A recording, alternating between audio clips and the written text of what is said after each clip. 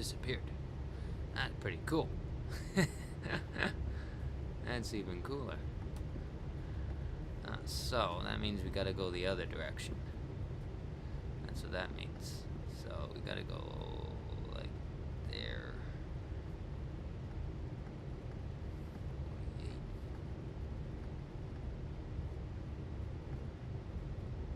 It doesn't like the black. How do we get the black up? That's interesting. Give me 1 second. Just playing with this for 1 sec. This is a new, just got delivered about 10 minutes ago. New green screen. So maybe 50. It does not like the black shorts and stuff. Let's see what happens if I click default. If I click defaults, what happens? Reset the current properties or defaults. Let's see how it does. See, that's actually better. Okay, never mind. Just go with the default. It's better. Better than what that video suggested. I'm in the game right now. Oh, we're in the game. Look at this. Look at me and this guy. Yeah, so that is cool. Hey, Dad. Yeah?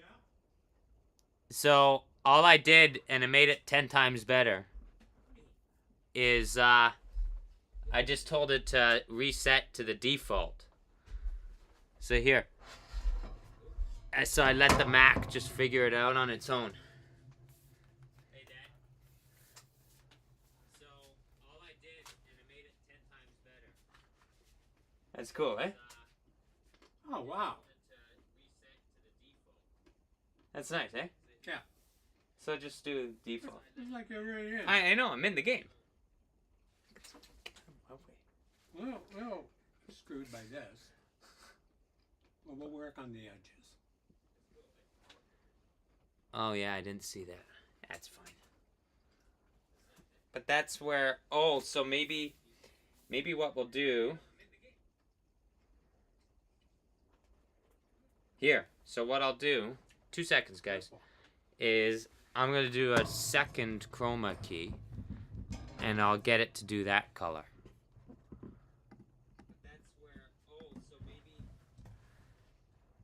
So let's add a second. So I'll delete this, or not delete it, but I'll add a second chroma key. Watch this. Now this one I'll do custom. Select color. And I need to just get the thing. Select color here. And we need like the darkest edge. Yeah, maybe there. So now put both in. Whoa, Nelly, can't see me, nothing.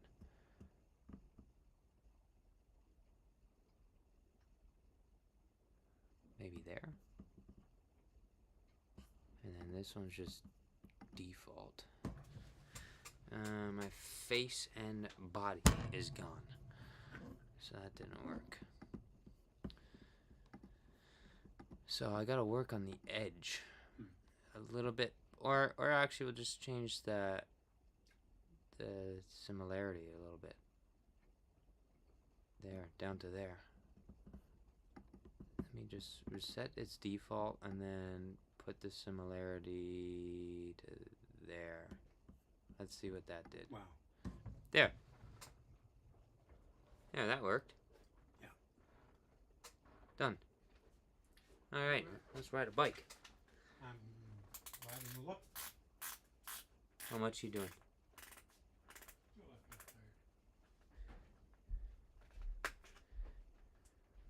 If you do 4.5 today, 4.5 tomorrow, we should still be able to hit our goal.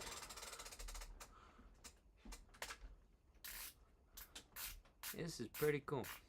Alright. Looks clear as day on this. It's annoying that it's not clear there, but hey, you know what I mean? You gotta do what you gotta do. Alright. I don't know how it's gonna be able to get me out of the saddle.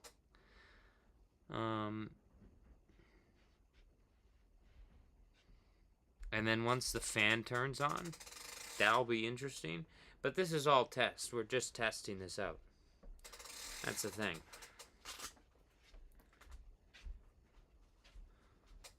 We're just testing out. So next, here, let me start riding. What time is it? Let's get it going. 1:20. Holy.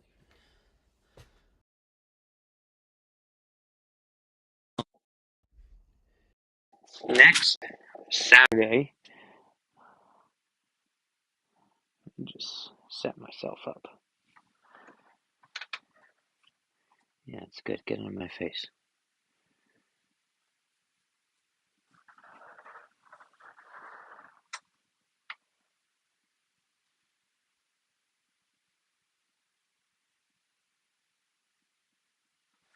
Good. Good. You're a little bit far from me. I can't really reach you.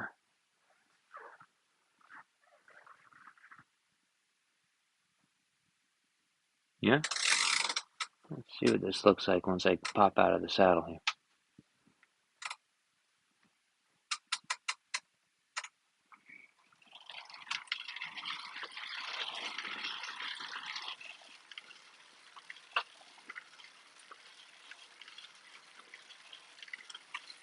Hey, it's not bad.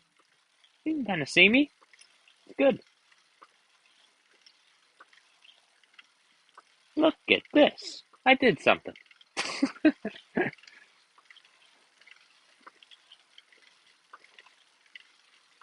So, that's too cool. This is, it almost looks like an actual stream. Like, that's cool. Very cool. Anyways, so what I was saying was, this is next Saturday. We're going to do. So, if you don't know, on my Instagram, I was saying that one of the first real challenge of the year is going to be doing virtual Everest, and that will likely be March 1st, or like early March, in that range.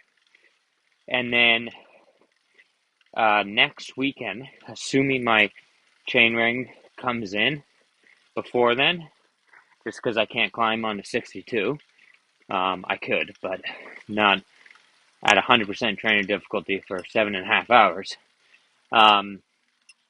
But so assuming that comes in next Saturday, I'm going to do a little bit over half as kind of a test of pacing, nutrition, hydration, and just like kind of get a feel for like the whole thing. Because it's going to be quite a different effort, even though it's the same climb that I know and love. It's going to be a very different effort than, just 33-minute blast at 6+ watts per kilo. This is more test of endurance, mental and physical. Whereas the other is just a test of, lactate threshold, and VO2 max. So that's next Saturday. I'm going to do that. We'll aim for around 5,000 meter gain. And yeah, fueling before as well. Fueling enough that I'm like fully carb loaded, but not bloated, and not coming in and weighing 63 kgs or something like that. Like that would be like really like, now we gotta push a lot harder than we were planning. but hopefully it's around 61. That's what I am right now, as of this morning, 61.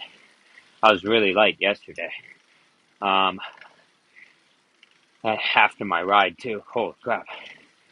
After the ride that finished the repeat session, I was around 125 pounds. Um, but that came back quick. Just after what I think I had lunch at 6:30, 6:15.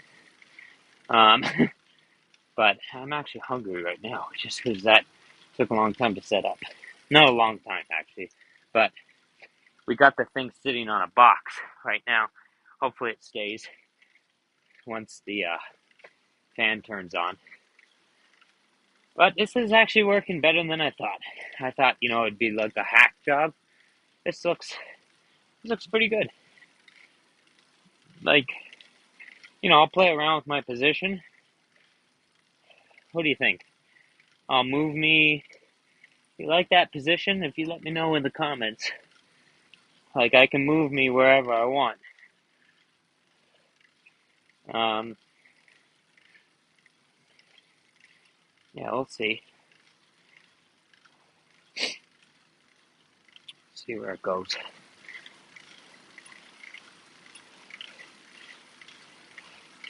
It's pretty good. It's actually pretty smooth, Let's see what happens once I open the jersey. Because it seems to be having struggle with the dark color, interestingly.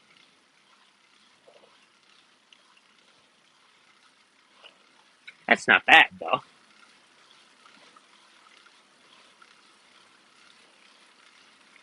So, in terms of today, so that's that. Um, Next weekend, let me turn the fan on. Let's see what this does. Let's see. See if it gets a little wobbly. So far, so good. No problem. Good. Now, jersey. Let's test that. Oh, it's on a delay. Sorry. Now we get to see what it looks like. It's on quite a delay. Okay, it's pulling the edge a little bit.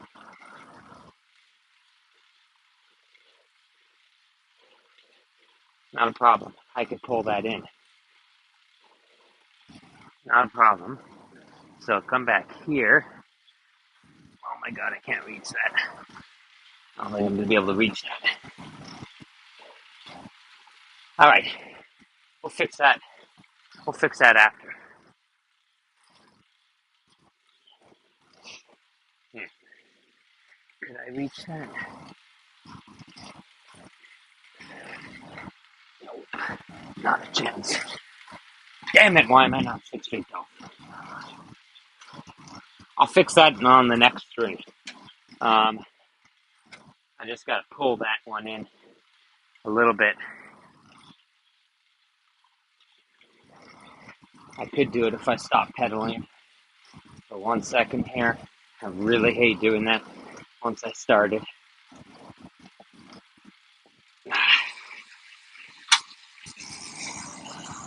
Damn, there goes that ride. Useless. What a useless waste of time.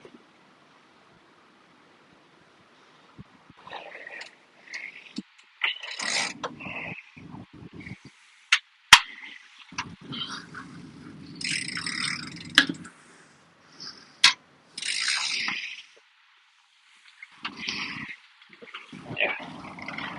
That's fixed.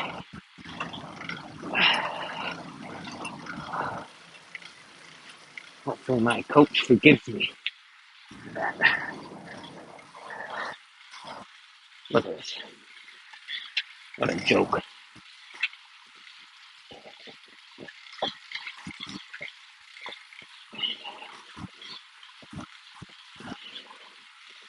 So today we got, called it a VO2 max workout, but it's not really. Like, I have yet to actually on these VO2 sets really challenge the aerobic side of things, like at all. Like again, on the day I'll have to put another table maybe so I can get my phone. But yeah, last time I did this set was maybe Monday or Tuesday, maybe Monday, let's say. I think Monday. I know the rides are all kind of blending together a bit right now, but I think it was on Monday I did this ride last, and when I did it, I think my heart rate peaked at, I want to say 152, 153, and like that's not even out of tempo. Like that's maybe brushing into tempo, let's say, just getting in. So it's like zone 3, we'll call it. But the power is difficult just because I don't have that. This post the surgery, just don't have the strength fully in the legs, fully back all the way in the legs. The aerobic system is like probably like borderline stronger than what it was. Let me just see what happened when the fan went up to full there. Good, no problem. So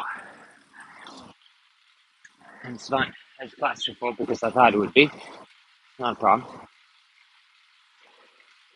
So yeah, it's interesting. It's like it's this. So the workout today is 30 seconds on, 30 seconds off. If I feel really good, I might chop down to 20 off, or even 15. Last time I did 3 sets of 30 on, 30 off, and then like for 7 of them, and then on the 8th, did just a full minute. So it's like skipped the last 30-second rest and just went through a minute. And then the final set, I did something like 30 on, 30 off, 35 on, 25 off, 40 on, 20 off, 45 on, 15 off, and then that final minute across 8 intervals. So just getting progressively longer interval, shorter rest. So basically meant like that last one was just kind of honor for a little while. And so, yeah, I know I could do 30 15s in all likelihood, but we'll just see. I'll just kind of see how the first set goes and then go from there. And so the game plan will be around 32 intervals. So we'll aim for around 20 minutes work, 20 minute like of ons. And the ons should end up being around 5.5 watts per kilo. As I said, it's not true VO2 power, and that like it's not going to get my heart rate up to 180. It might, because I'm on a stream, and so usually when I'm on streams, the heart rate goes a little bit higher. You know, I'm just kind of a little distracted, a little bit antsy or whatever. And so usually it's a little bit different on a stream than when I'm just plugging away on my own. But I'll be around what the power will be in about 20 minutes worth of work, like of on that power within around 35 to 40 minutes. So I'm gonna this isn't gonna be a super entertaining warm up, but just a long warm up, and then probably start the first around an hour, and then do that main set, and then cool down about an hour. Like, it's not really a cool down, but again, like, just consolidate aerobic consolidation on some slightly fatigued legs. Hang around 215, somewhere in that range. Low zone too. Well, I'm impressed. I don't know what it looks like from you guys, but I think it's not bad for the first ever time popping it in, and not bad. This is actually, it's quite good. I'll say it's quite good. Like, the screen was the right price. Screen and stand, $40. And there's a blue screen on the other side of it for like lower light scenarios. But yeah, this is pretty good. At least you don't get to see my laundry hanging up behind me. Like, it looks definitely cleaner, I think. In reality, it's messier than what it was, but it's from your end, it's cleaner.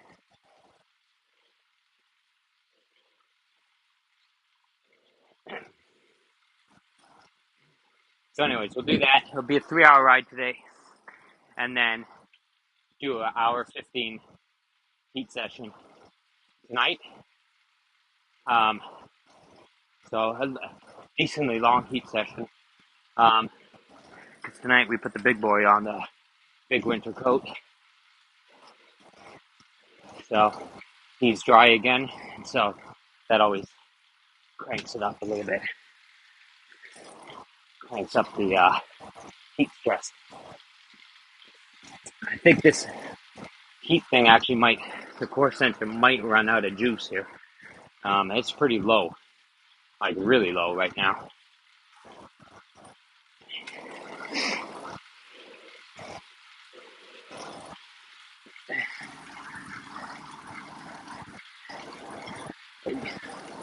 Oh my God, that is a far stretch.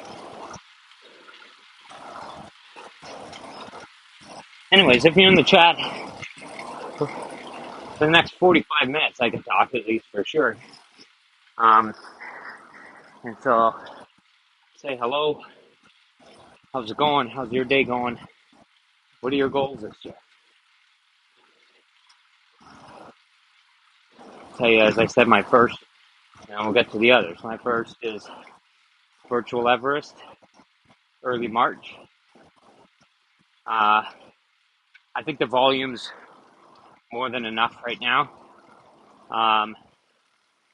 If you've been following along, like, just thinking about it, 2 weeks ago was 25 and a half hours of riding. Last week, 27 and a half. So what do you predict this week's going to be? It's going 25, 27 and a half. Should be pretty easy guess what number I'm going for this week. And done pretty easy, actually, to be honest. Like, yesterday, I was looking at it and being like, I looked at my total on the week already. Thursday was 5 hours 5 on the bike with 3 rides. I'll tell you about that in a second. But yeah, I was like, geez, I only have to ride 3.5 today. Like, here I was thinking, like, oh, this could be a real push to be able to hit 30-hour week here. And there on Friday, I'm like practically a day off here. Like, literally. It's like the shortest I've ridden in a day in weeks. Like, seriously, probably almost a month. I think for the last 25 days, I'm probably averaging like 100 miles a day in that range. And so here it was 140. It's like, and it felt short too.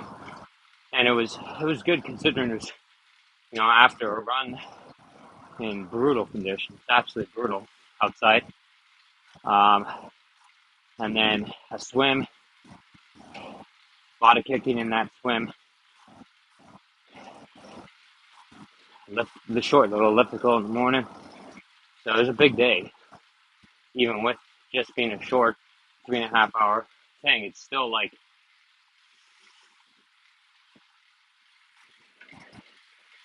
probably 5.5 hour day, somewhere in that range.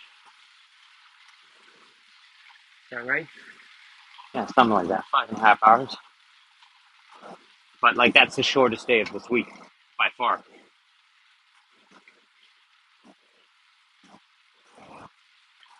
So point of the story is the mileage is exceptionally good. I'm not actually like particularly worried about the time of being like, oh, I don't know. Like, I'll tell you, my biggest thought on it is it sounds weird, but well, two things. But the biggest one is the uh, the descents.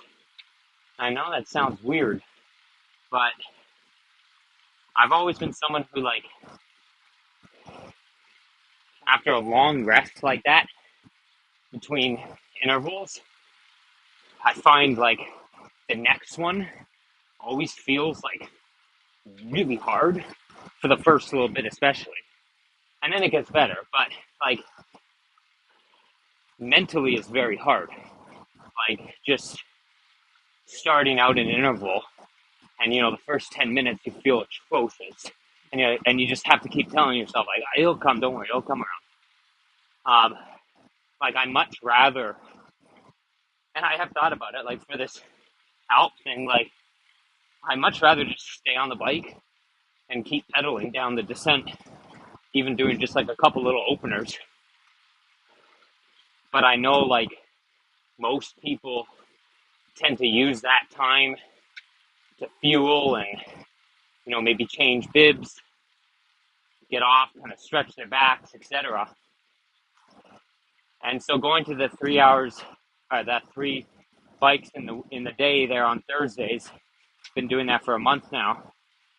Part of that is I'm trying to train myself to be able to produce around 250 watts, like at the blink of an eye. Like you asked me to do right now, boom, we could go into it. It's not like, oh, I need to warm up again, like whatever.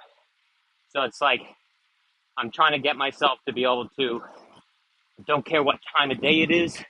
I don't care what's in your stomach. I don't care about anything. If I ask you for 250 comes up. And so, yeah, the 3 in a day is trying to train that, where it's, get on. You have a couple hours only, between. So you have a couple hours. I write a few training plans, and then I'm right back on the bike. And I'm right back into 240, 250, even up to 260 watts. And we're back right into it, And then, hey, you got an hour and a half. And then, you refuel just a little bit. Maybe take a 30-minute nap, double espresso, and then you're back on the bike. And it's, right into it once again.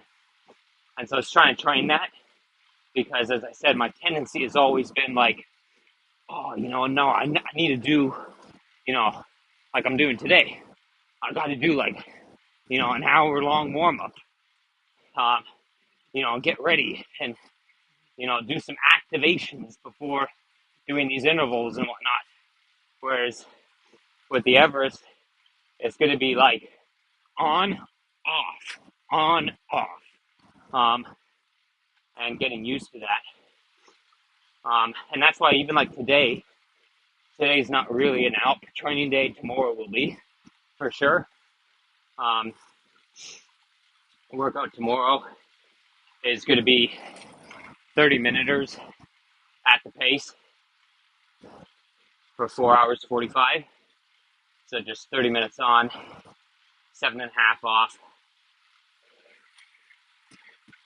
until I hit 4 hours and 45.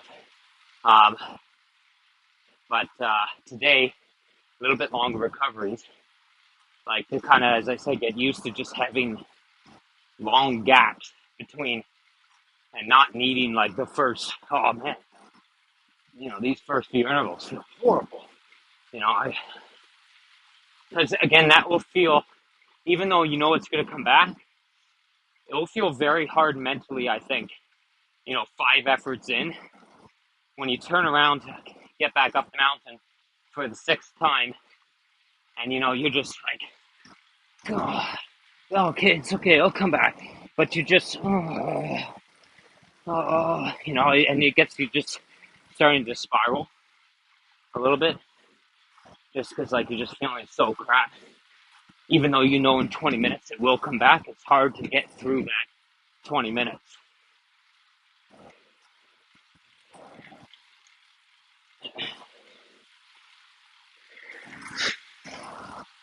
In terms of wearing shirts, and I've done this in almost all my TikTok, Instagram, whatever's, is again just getting used to wearing clothing on the bike.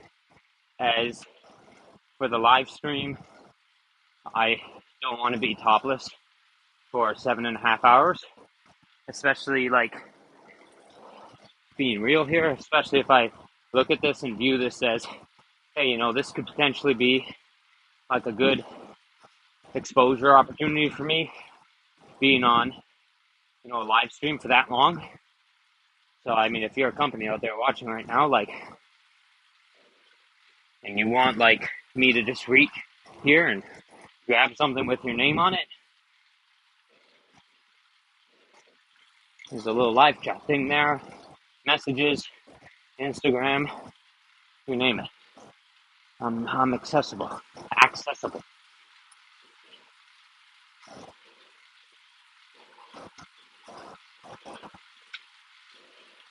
So my point is just like they do in e-racing, I'd rather not be topless for 7.5 hours, because it's just not as, even though it's better, like undoubtedly better for performance.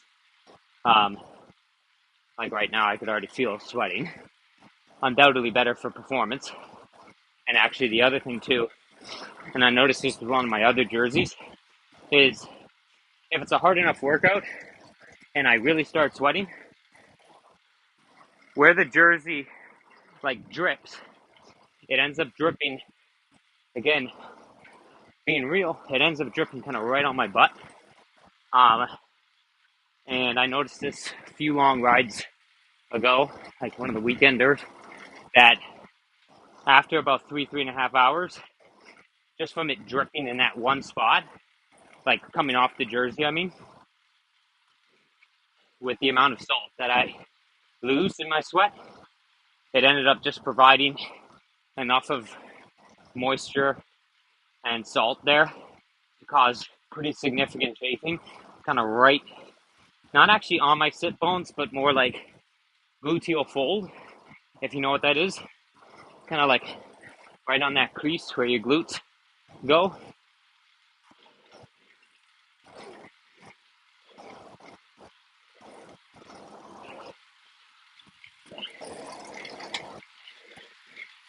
It's a good setup though. So I got 2 Macs down here, just the one that stream, the MacBook Pro, and then MacBook Air right underneath it, so that I have my screen and then the screen that has the YouTube going, just so I can see what's going on with it throughout and check in on this riveting chat.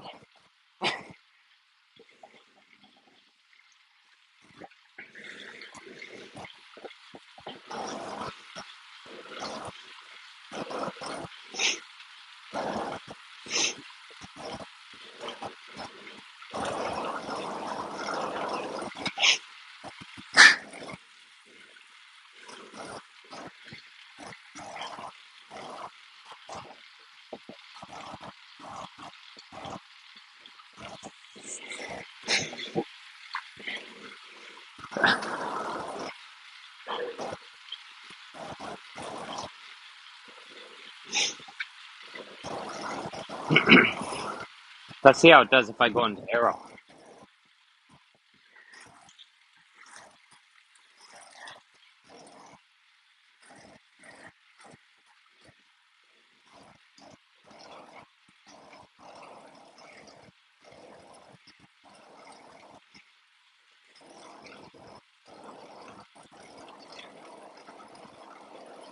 Hey, got a message. You can hear me or you can't. Yeah, I had it September 12th, and it went like fantastically. Um, uh, from their perspective, like I've recovered in probably half the time than most people have recovered from this type of a surgery. I just account that to just being in really good shape going into it. Because I don't think I have particularly better healing than other people. Like I get injured like quite a bit, and they tend to stick around for, I'd say a pretty long time. But I do actually think it's just because if I was singling out one muscle group in particular, I think it's because the quads were so strong going in, that quads and glutes obviously, but I think like for me, like my quads are definitely like, I don't want to say, I don't like talking about like, oh, they're too strong. It's not, there's no such thing as a muscle that's too strong, but like my quads they get stronger than almost they should be.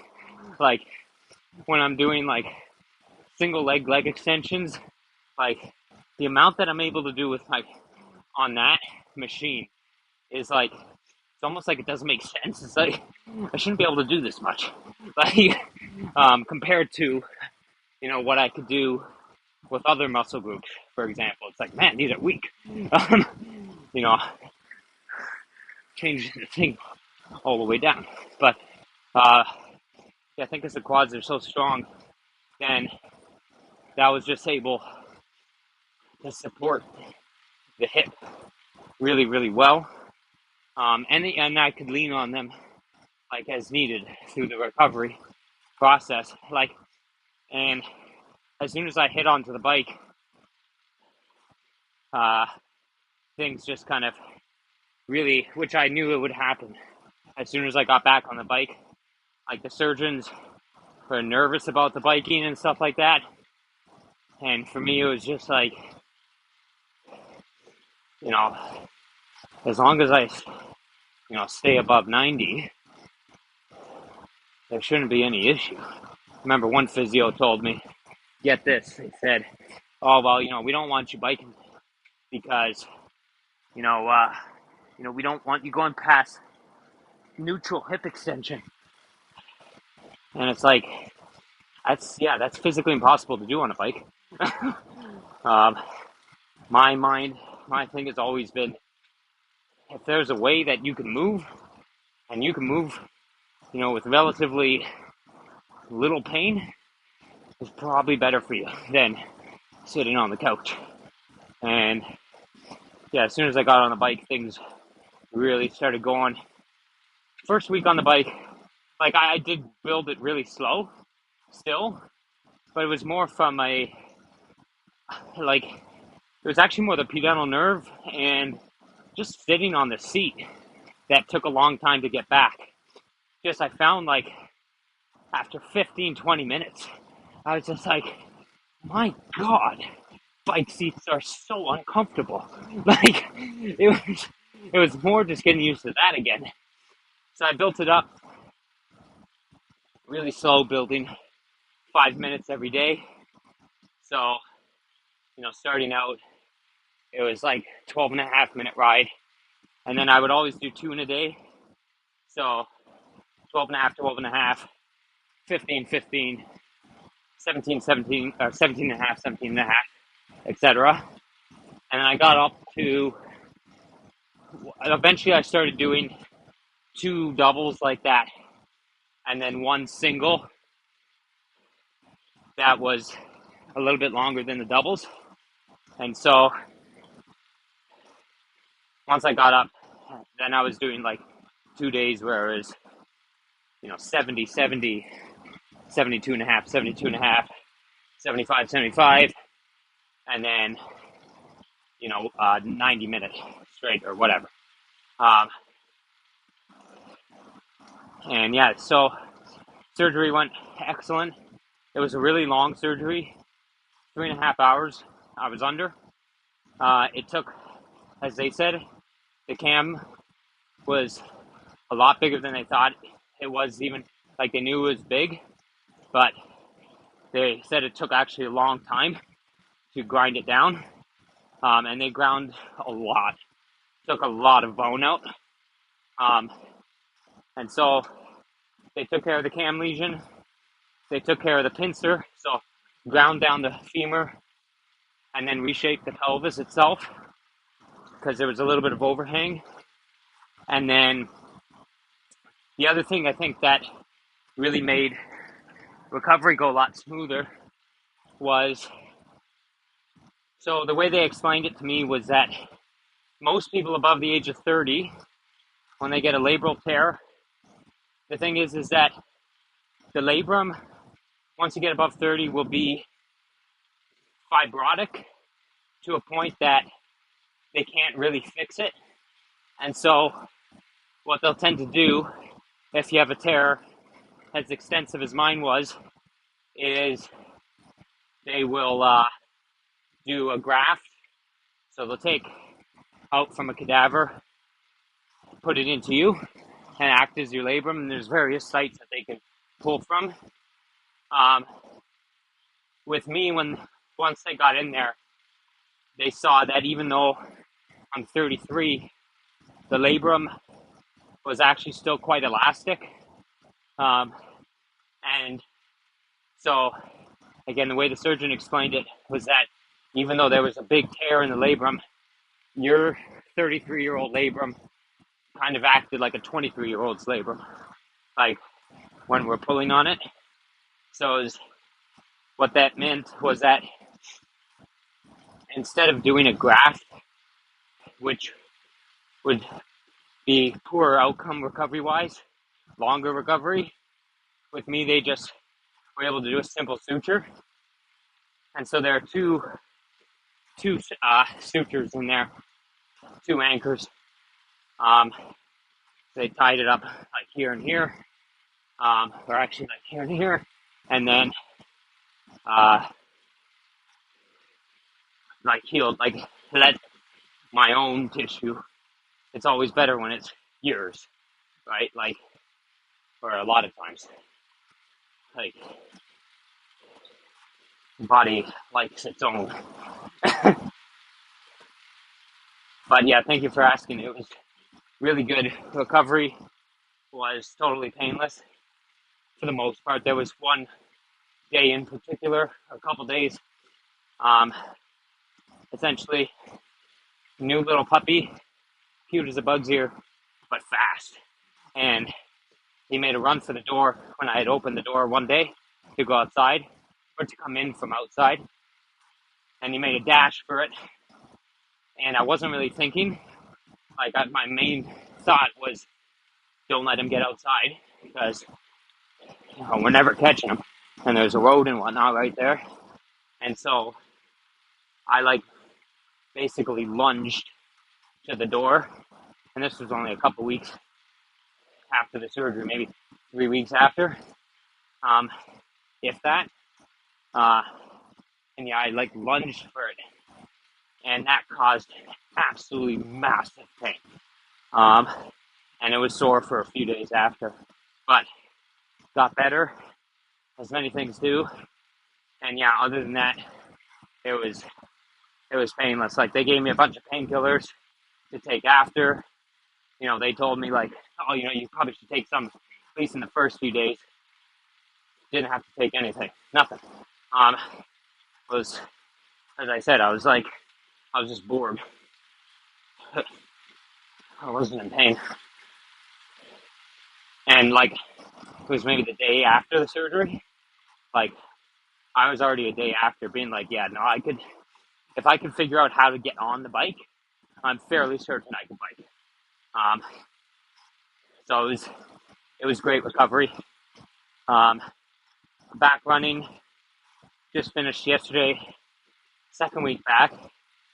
And then tomorrow I'll finish up my third week back of swimming. And the swimming,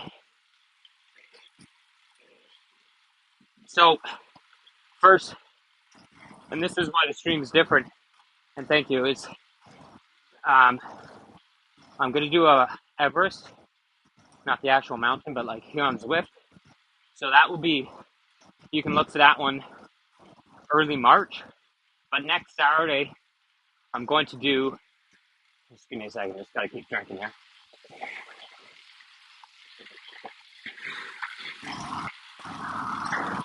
Next Saturday, I'm going to do around half of it, a little bit more than half. So I aim for about five times up the Alp.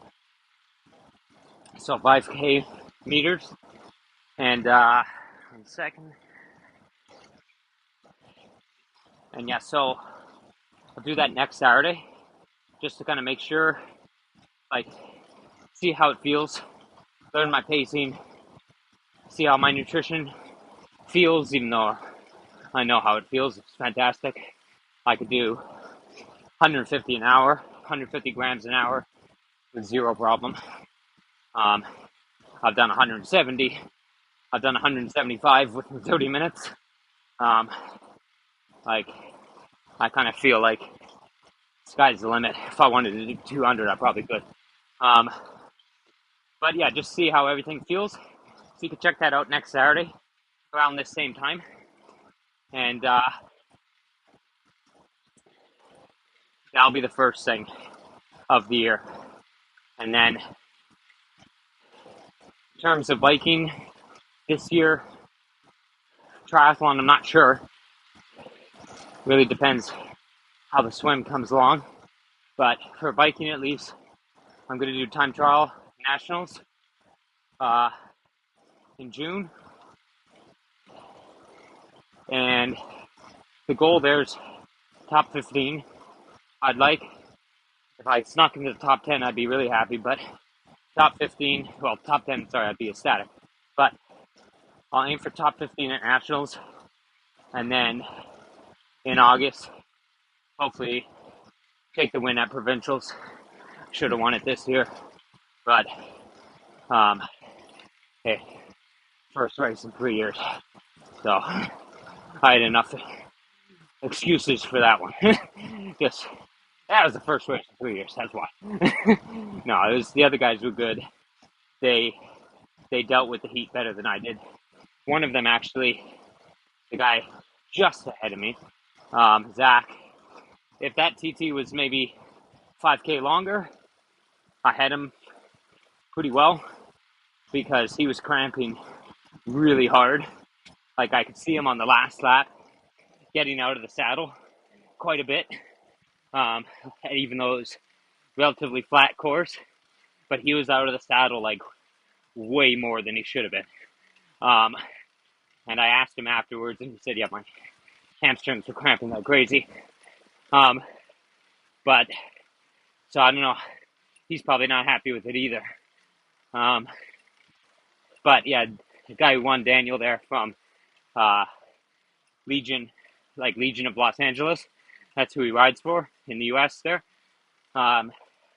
which is UCI Continental team. He beat me fair and square. Handled the heat better than I did, like in the before the race. I was just too hot before the race. Was my big thing. I was out in the sun for so long, and I hit the start line, and I was just already just like probably like 100, 101 and a half, 102, like crazy hot skin temp or core temp. Just because it was also new to me. It was my first ever cycling race, so I was just trying to see like ask people, oh, like what do we do here, and oh, what's. So I was just kind of like a chicken with my head cut off in the final, 2 hours before the race. And so I just burned through a lot of resources and got hot because it was a really hot, fairly hot day and no shade. And so it's just, I baked myself before the race even started, and then proceeded to hit my highest core temp I've ever hit in my life. So I was underpowered by about 30 watts almost. I lost because of it, and I know that because a couple weeks later, I ended up doing a TT on my own, quite a bit longer, like 6-7K longer, and did 25 watts more power, and could have kept going actually, but yeah, it was like similar conditions too. Like it was a fairly hot day, and I had to deal with traffic and stuff because it's out on open road, even though the TT was the open road too.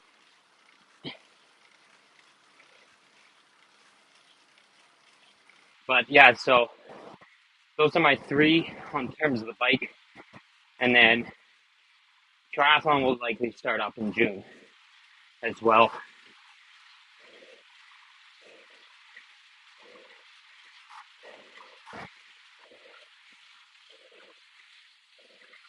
I think I will be able to get into good enough swimmer shape before then.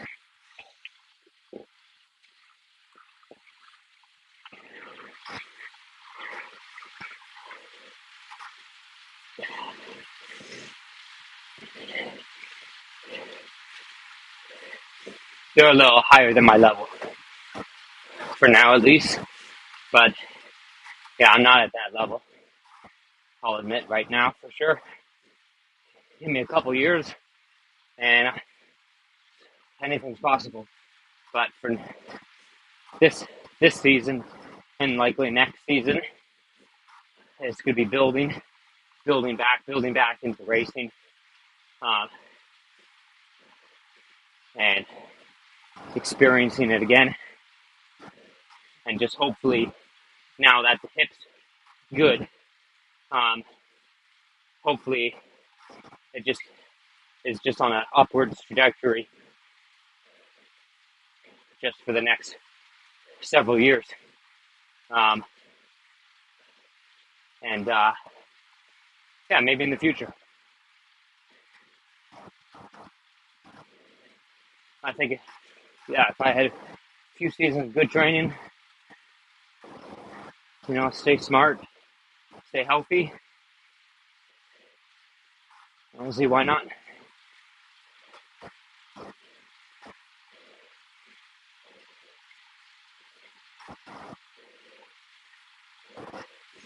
So in about 3 minutes, I'm going to do just a couple low cadence intervals, just get my legs ready for a main set. Main set today is, as mentioned before, it's 30-30s. After the first set, we'll decide how much rest we really need. It won't be, even though the title says VO2, it won't end up being true VO2 in that, like, the last time I did the workout, my heart rate peaked at like 150, 152. It was 152, 153, sorry. Which is like tempo. And that's just, the legs post the surgery still aren't, even though we're biking a lot, in terms of like absolute power, they're not at their full. And so aerobically, this power today, which will be around 330 on the reps, aerobically this could be perfectly fine. But for the legs at least, it's still a little like, ooh, stings a bit. Like just muscular stress wise.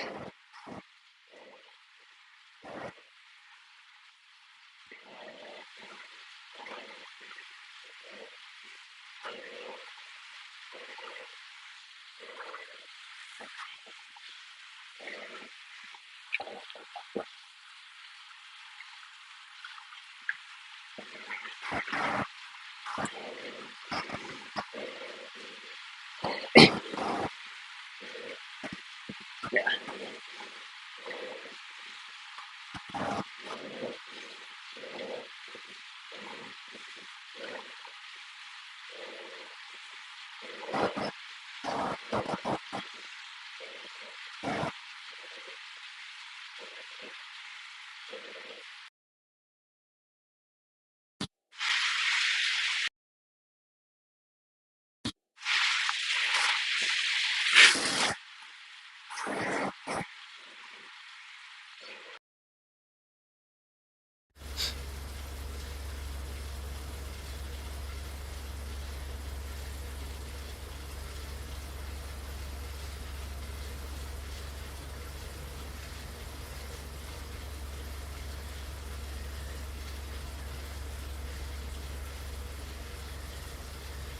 It's a great question.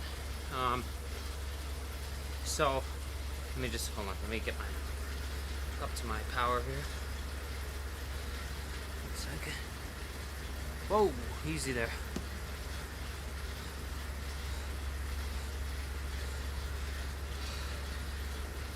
Is there a key session? So let me turn my music off.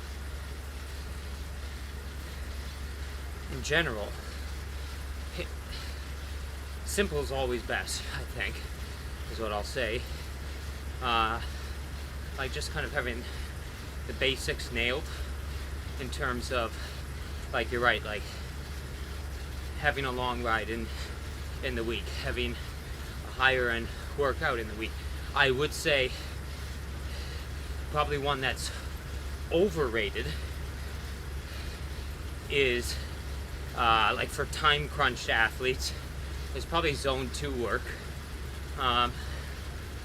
Like if you're only biking 3 times a week, you know, or like a few hours a week, you're running, you know, a couple times a week, swimming a couple times a week,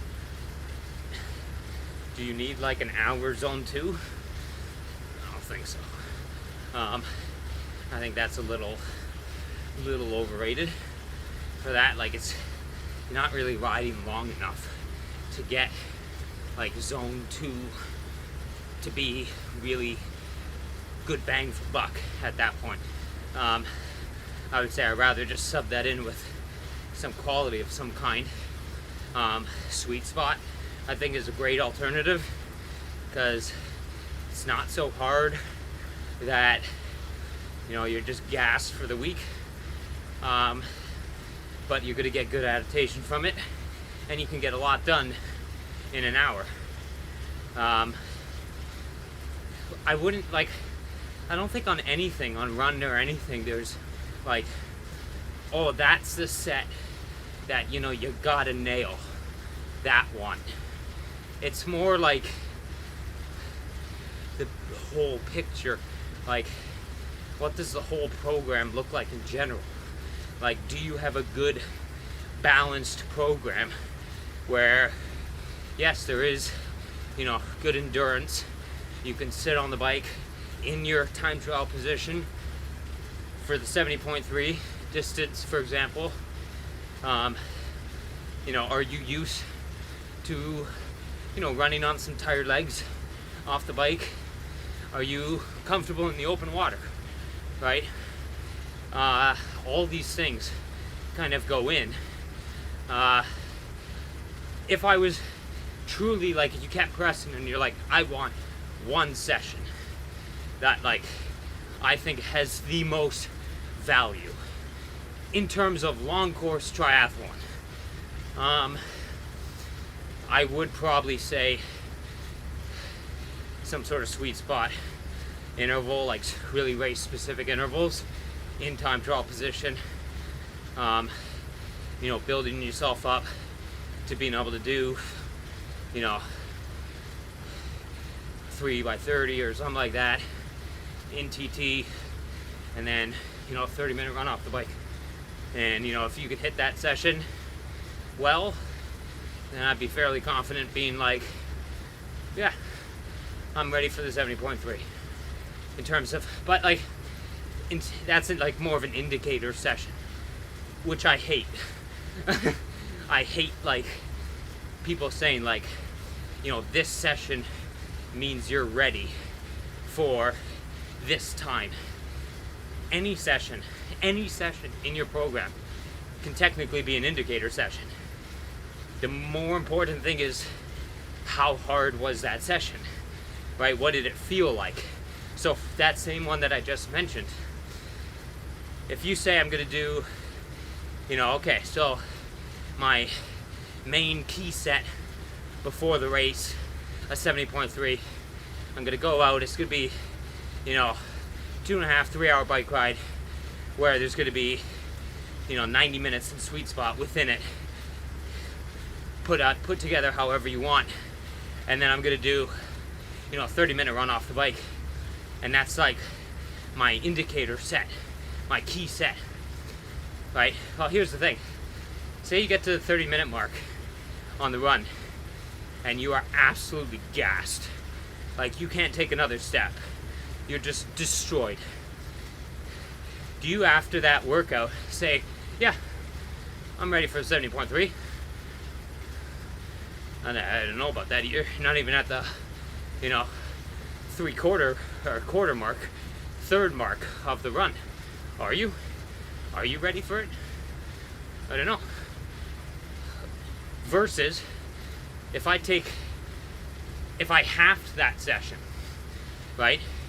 You absolutely smash it out of the park. Huge power, huge speed, everything. That could be an indicator workout too, right? Because you could look at that and be like, yeah, my LT2's never been higher, my run feels super strong and healthy, all this stuff. So that's going down the rabbit hole a little bit in terms of like indicator workouts, which again, I don't like saying that because it's just, every workout can be an indicator workout. So that kind of goes to your question. When I say every workout can be an indicator workout, it's like every single workout is important. Every single workout, you are the sum of all of them. So I think that's the answer to the question. So I'm using one to answer the other. You're the sum of all of them. And so, to your point, yes, you need to have endurance. You need to have well-developed lactate threshold, VO2 max, so that you're raising the ceiling a little bit, making everything else a little bit easier, etc. But then you need to be able to hold time trial position for the duration, right? You need to be able to run off the bike. I don't care how strong your run is. If you get to the end of the bike and you're absolutely smashed to bits, I don't care if you're a sub 14-minute runner, right? You know, we put Eliud Kipchoge in at 70.3. I would absolutely dust him, right? I don't care how fast a runner is. He gets to the end of a 90K bike and he's absolutely smashed. What's he running for the marathon off the bike? It ain't gonna be a 2-hour marathon, I'll tell you that much. Right? He's gonna be more than an hour behind me, at least. After the swim and bike. So he's not in good enough shape to be able to express that run fitness, is my point. So you have to have your nutrition dialed, everything dialed. So there needs to be sessions where, yeah, you're seeing what your sweat rate is. Little things like that. That's an important thing. Having an idea, how many bottles do I need on the bike? How much can I take nutrition-wise, right? What can I take in certain moments, like where, you know, I feel some bloating coming on? What do I take then? Having a strategy in place for that. What do I take when, you know, I'm feeling like I'm gonna bonk pretty soon? Is there anything that can pick me up very quickly? And how long does it take to pick me up? And knowing that, right? I always say for gels, for myself at least, it takes 15 minutes. like if I was taking a precision fuel gel, 15 minutes. That's what I'd always kind of time out. If I felt a bonk coming on and I took one, I'd say you just got to survive the next 15 minutes. And then sure as enough, 15 minutes later, boom, the gel kicks in and I'm good to go for another however long. And then hopefully, you know, it doesn't happen again because you get back harder on the nutrition.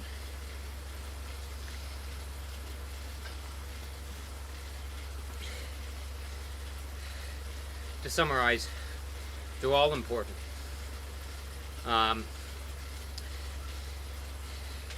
Which, if I go into the question a little bit differently and I say, which ones do I really like for developing endurance?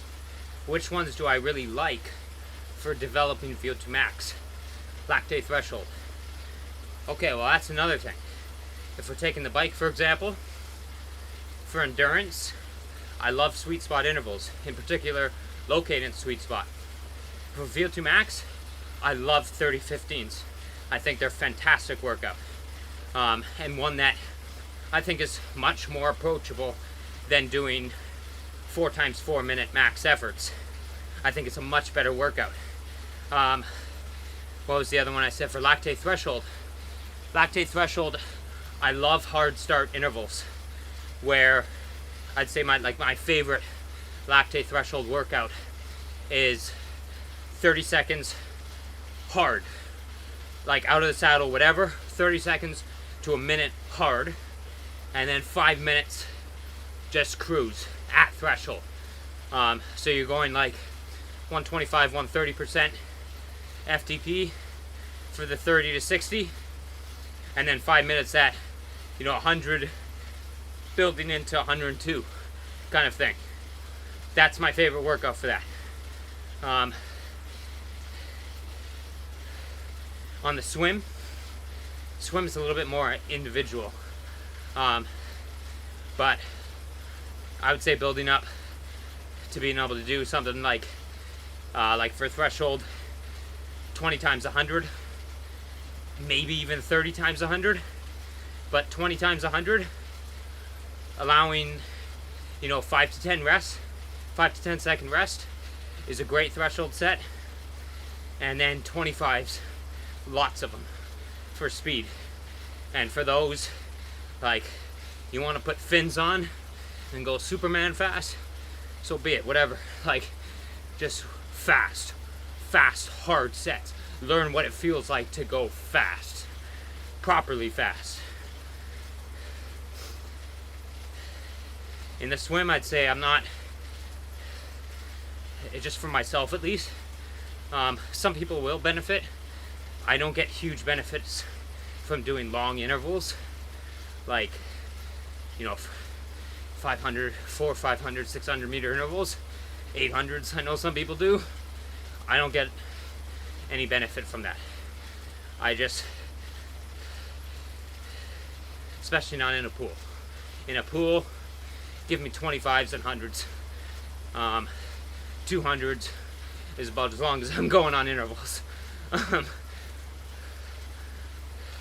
might be some 400 pull, but 10 times 200, yeah, let's do it. You give me a thing on a set that says like 8 times 400, I'm like, what the heck, man? I'm pissed off if I see that on my program, right? I'm like, who the hell wrote this? This is stupid. Right? Give me 15 times 100, on 5 seconds. Hell yeah, let's do it. I'm pumped. I'm getting to that pool just like, let's hit it.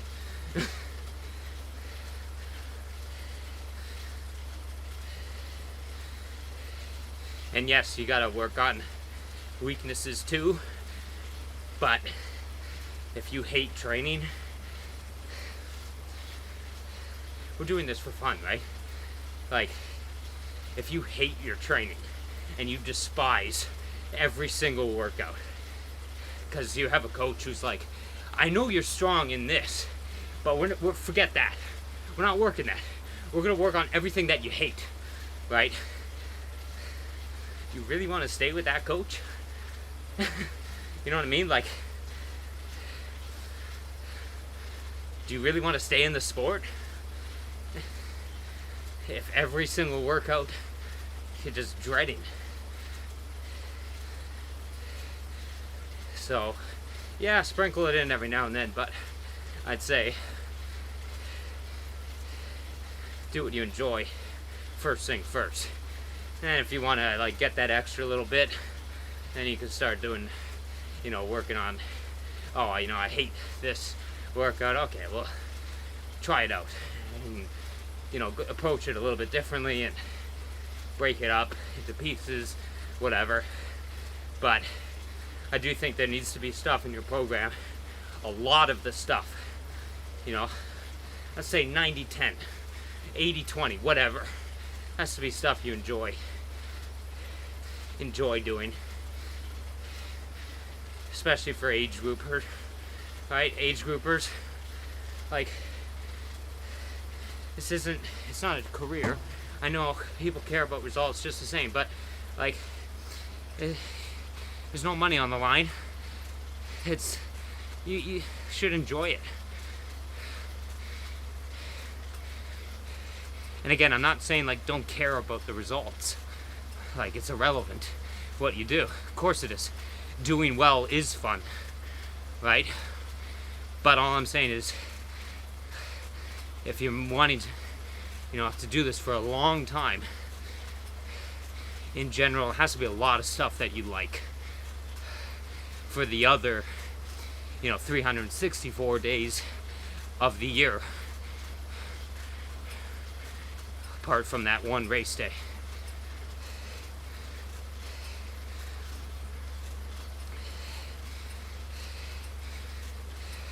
That's awesome. Oh, and you did a full already too. You're ahead of me. Ahead of me in that regard. Haven't done one yet. I wanted to. I signed up for one. Here, 1 second.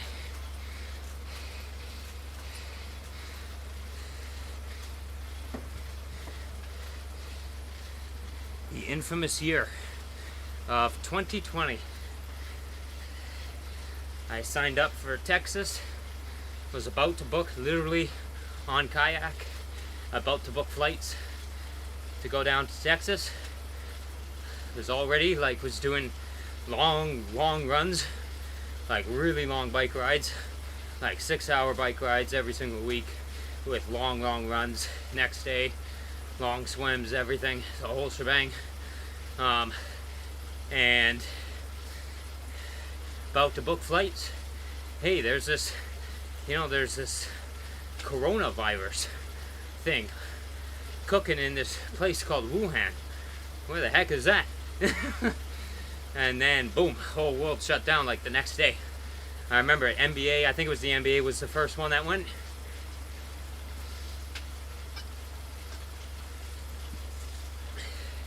NBA canceled all the games, and it was like, it seemed like as soon as that happened, everything just kind of fell to pieces.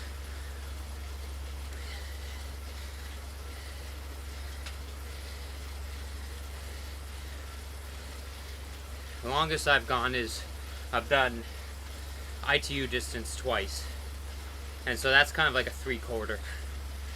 I liked that distance quite a bit, even though I wasn't trained for it the first time because of this hip, coincidentally. I wasn't running at all, and it was 30K run off the bike. I couldn't run going into that race, and I think I did the 30 and 158, something like that.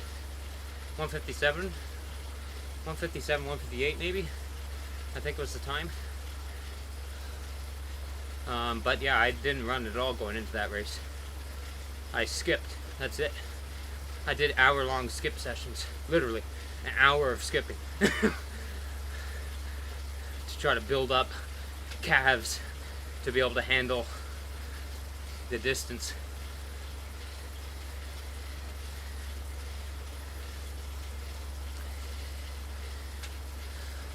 I'm jealous. I want a gravel bike badly. There's so many good roads that I go by here, like in the summertime. I look down and I'm like, ooh, that'd be a nice place to ride a bike, I tell you. but not on, 24s. 24 mil tires. Nope.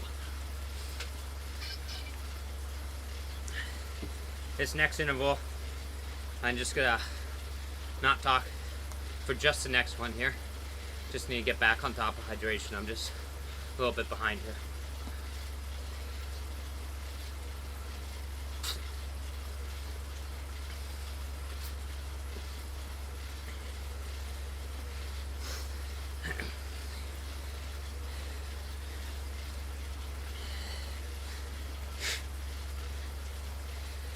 So yeah, the 3/4 distance is 3, 120, 30.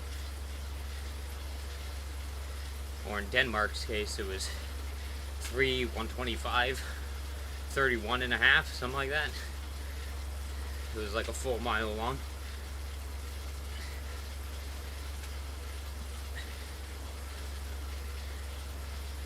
So I think one more of these, and then we'll hit main set.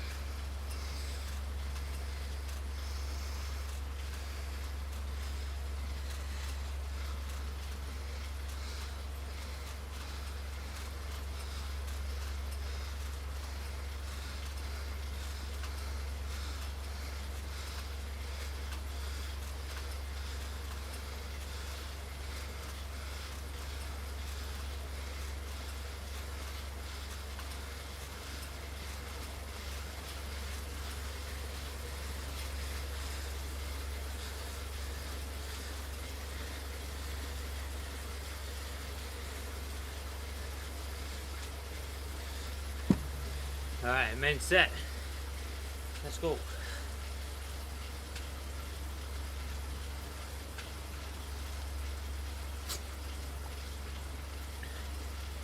This freaking bottle leaks everywhere.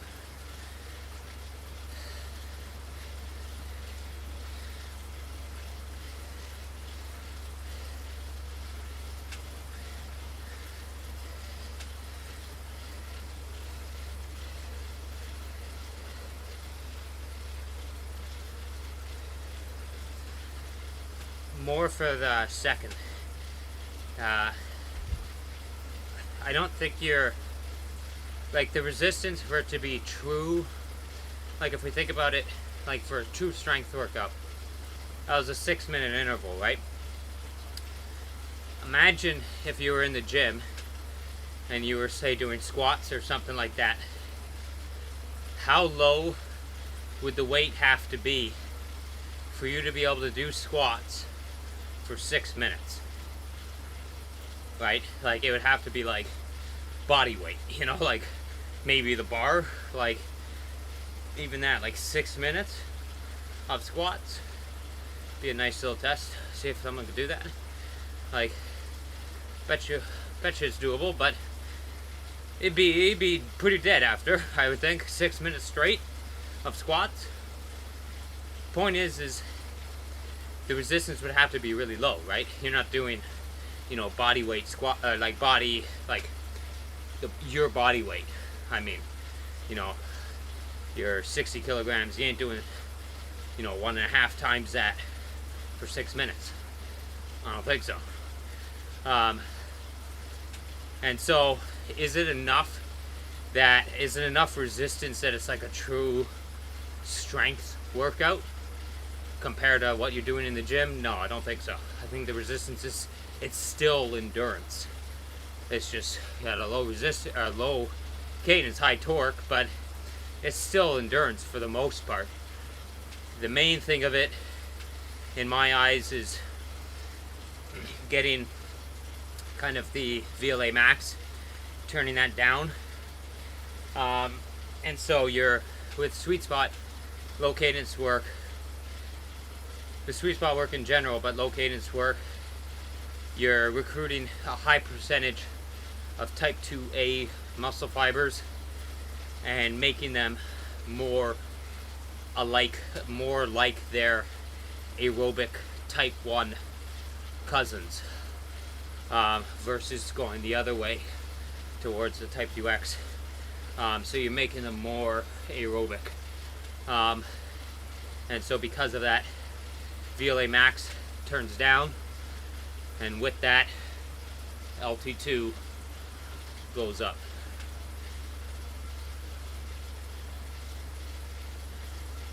So it's more endurance. The endurance component than the strength is what I'm targeting with those. Strength, as I said, if I want to do strength work, like true strength work, then we're going in the gym and we'll do strength work. But here, no. Okay, so first one is upon us. Let's do 30-30s on this first set and see where we go from there. I'm drafting my own avatar.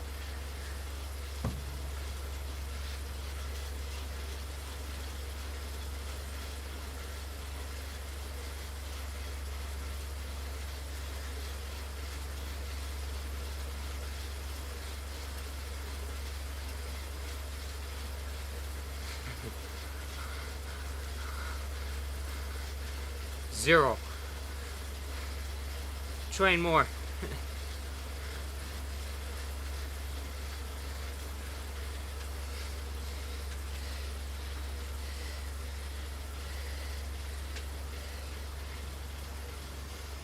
That's what I mean, VLA max. I said that, yeah.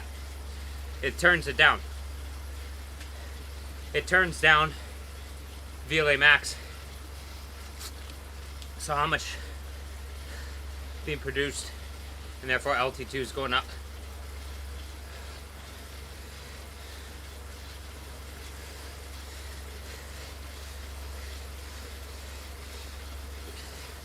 Inside has a lot of good stuff on that. Also, High North Performance has a ton on it. They got great stuff from Tom Bell there. Tom Ball's a singer. Good singer.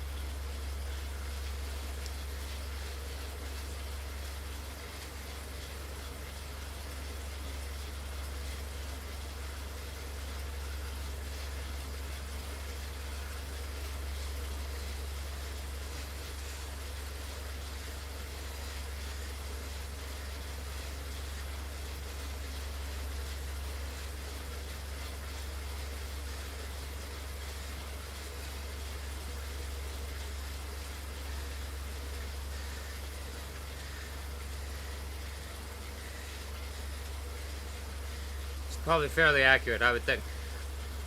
They're a good company. With Sebastian Weber, I would trust his stuff.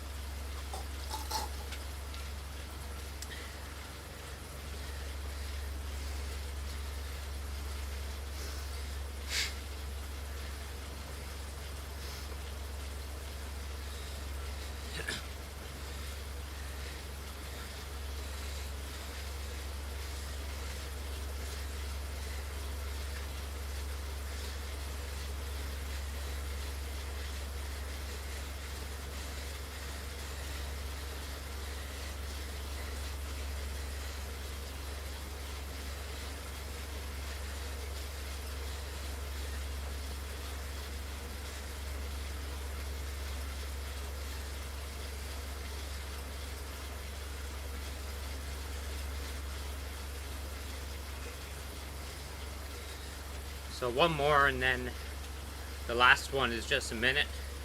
So skipping the last recovery. A lot of hills on this downhill.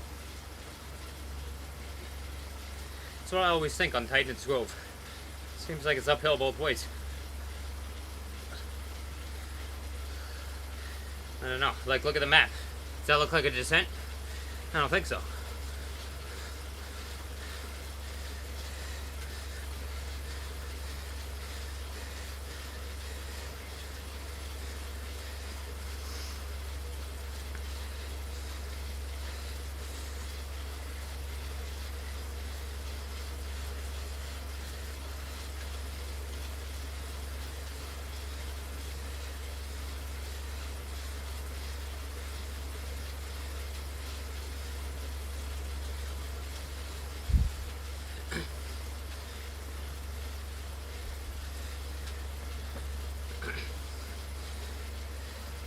out of the saddle on the last one.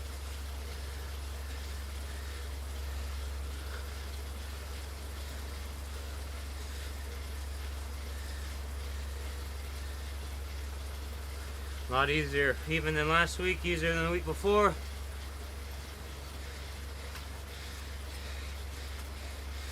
It's coming.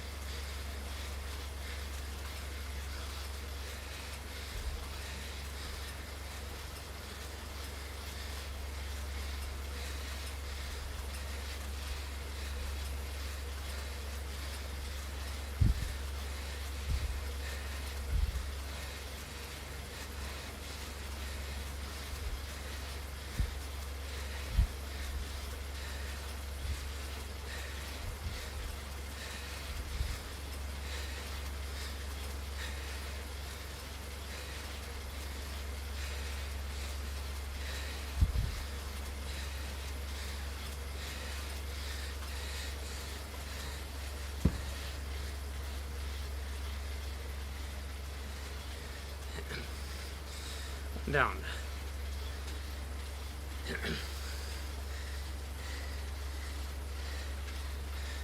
Have a good one. Thanks so much for joining.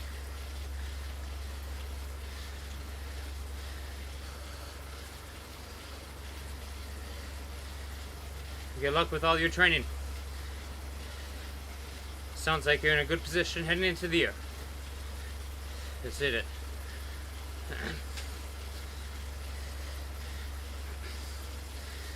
Hit that thumbs up if you can before you go. Really appreciate.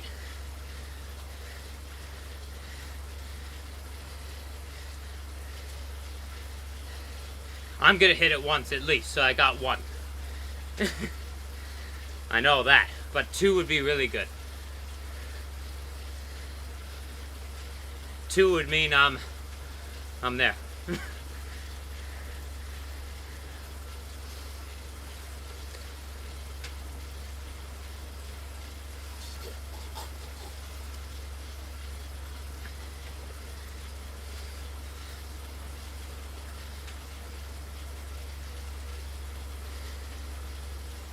I'm happy with this green screen.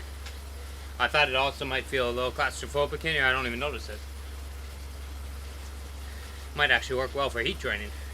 Keep a little bubble. I'll put the space heater right behind it, or like in front of it, pointing at it. Could be good. Plastic wrap all around. Cook in there. We'll cook. Be a nice little sous vide.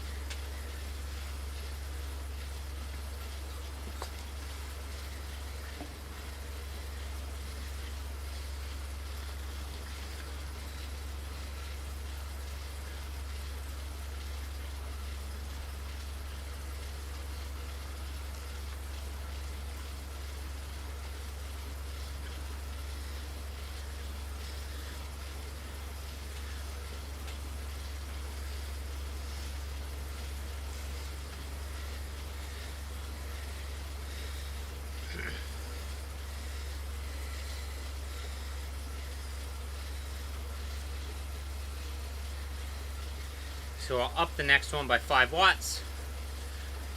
This is how we'll do it, I've decided. So next one ups by 5. Then the next one, another 5. And then we're gonna drop it down for the last set.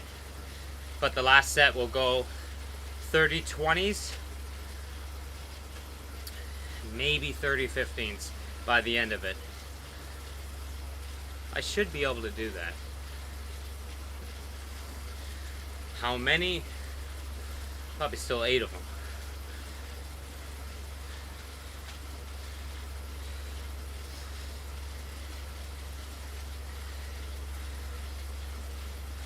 It's a minute and a half.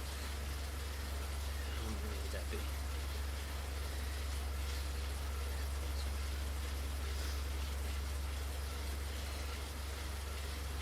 6.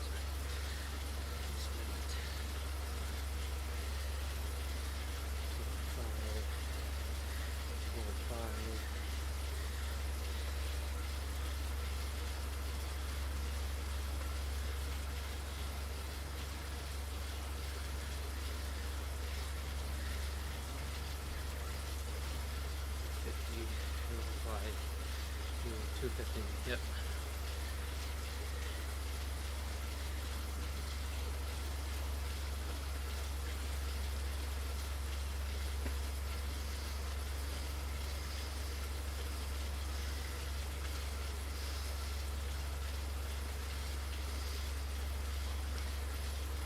I hate people getting political in the things. Absolutely hate it. I wish I could turn the Zwift chat off sometimes. I find it just distracting.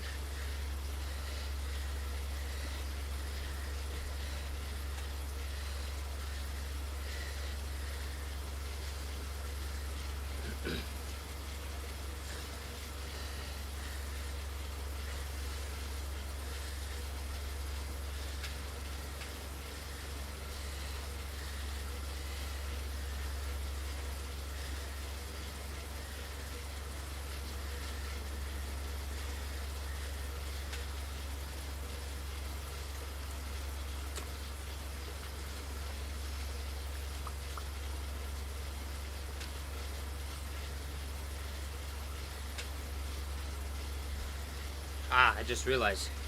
So I gotta move that. Looking a little at the thing. I gotta move the ride stat thing. A little bit. It's okay. It's not bad. Gotta move it maybe a little bit to the right. I could do that right now.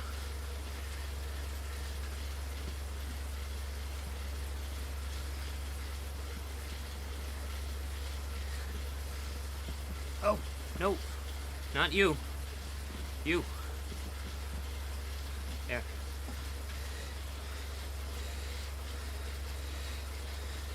That's better.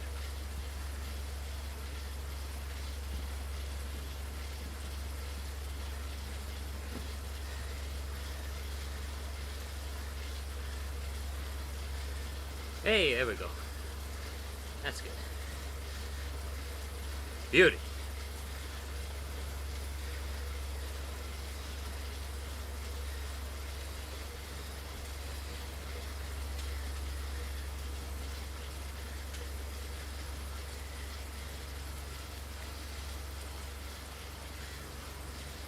Alright, set number 2.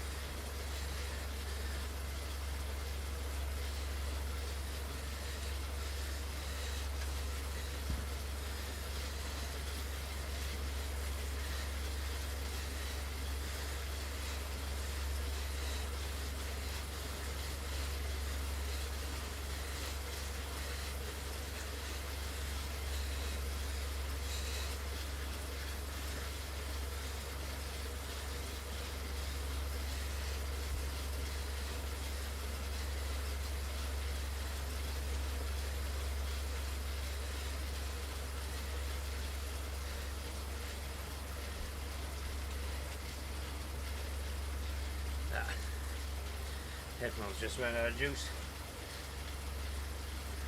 The charger's upstairs. Of course it is.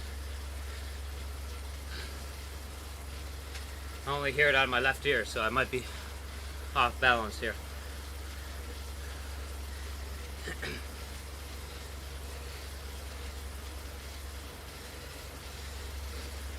You think I'm joking? It actually kind of does.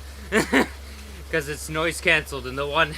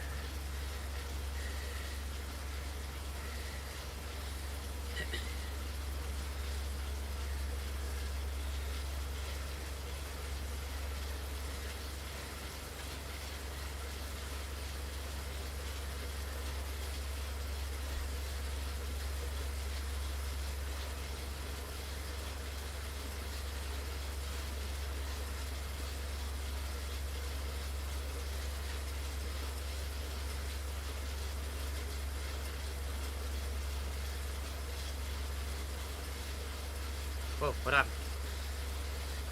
I don't know what happened there. I'm still going. My Zwift is frozen. For you guys. Weird. There you go.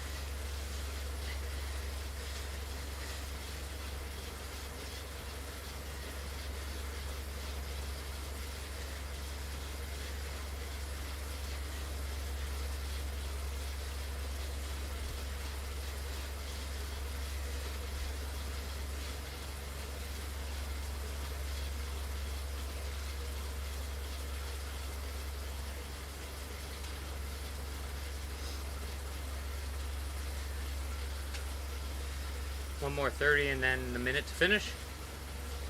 Like this round.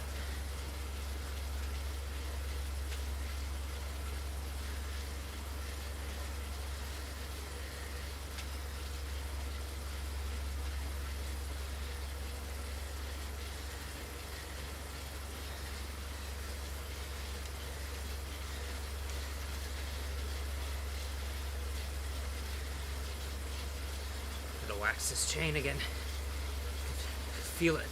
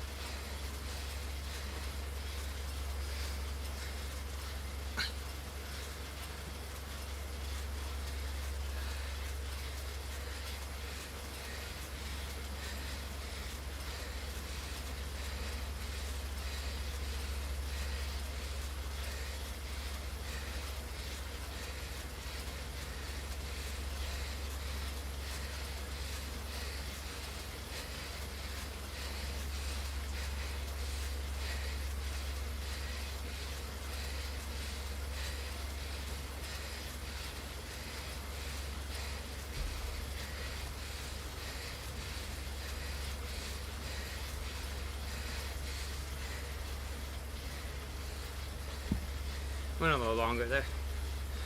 Just wanted to see how fast I get on the descent on this bike. Not as dramatic as I hoped. Alright, go up another by 5.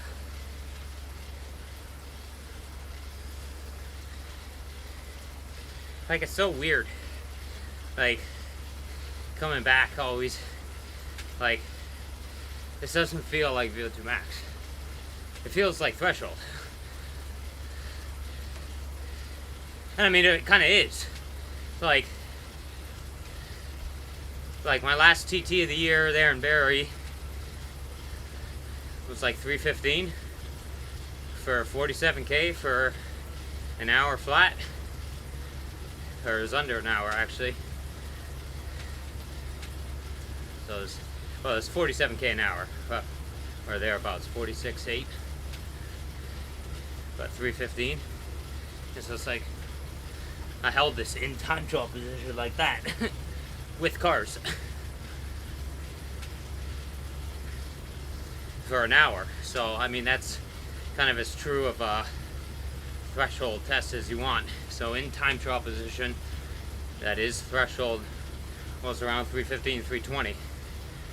Probably 3:20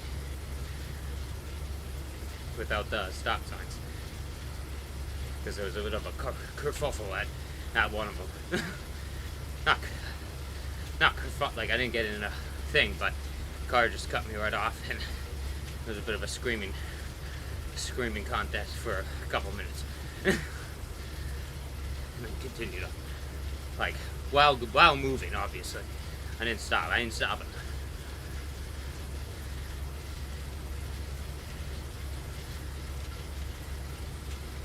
But yeah, so I mean it's good. Then it doesn't seem like, from a physiological perspective, that threshold's really gone down, if anything, right? Like, if at all, I mean. So, but just in terms of muscular strength, like to be able to actually produce the power, that's the limiter, right? It's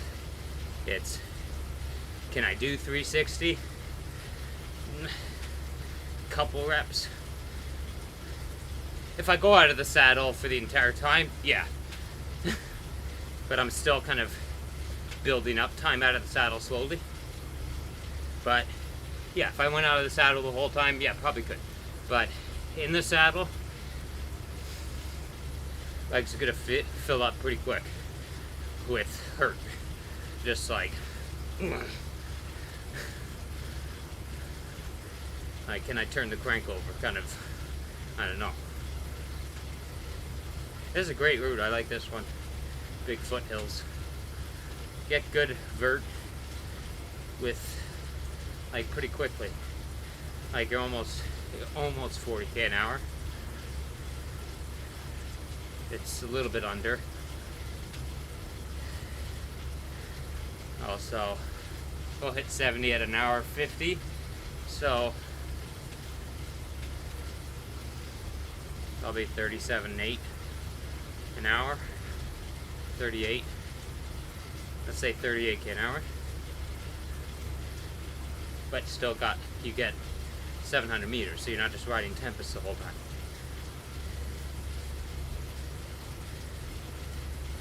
And next week, there'll be a lot more vert. We're starting to convert. So next week we go for 5,000 meter ride, and then about 6 weeks later, 8,849. I say 49 because technically, I think the rule is 48 that you'll get it, but technically it's 48.7, 78 I think. So it's like 47.49 once you round it.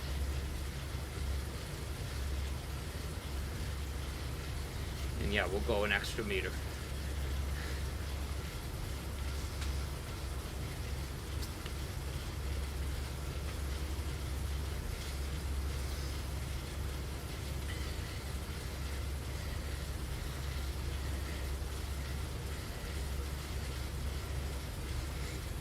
Itchy. shaved my legs 2 days ago. My God. That was a mistake. I'm in that phase right now. Everything itches.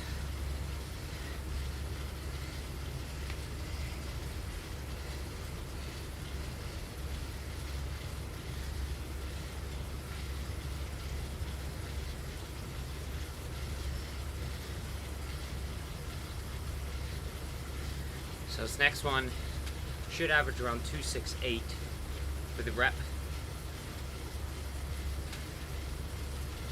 with 335s on.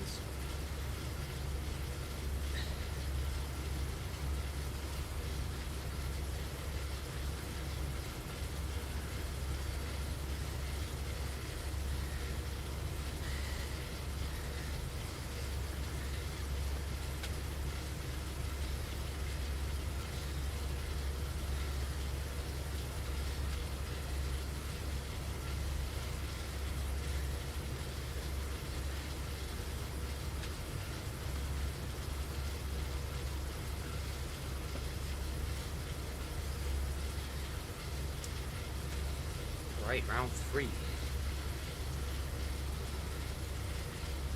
This might be actually the hardest one.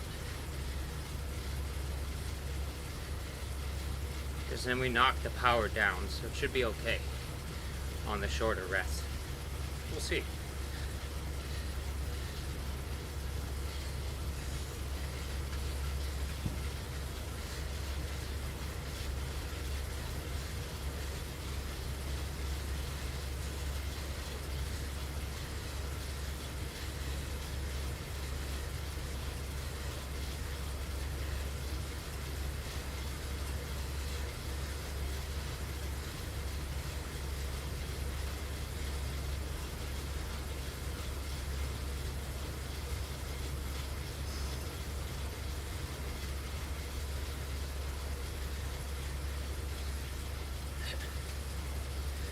Not bad. Still within the capabilities for sure.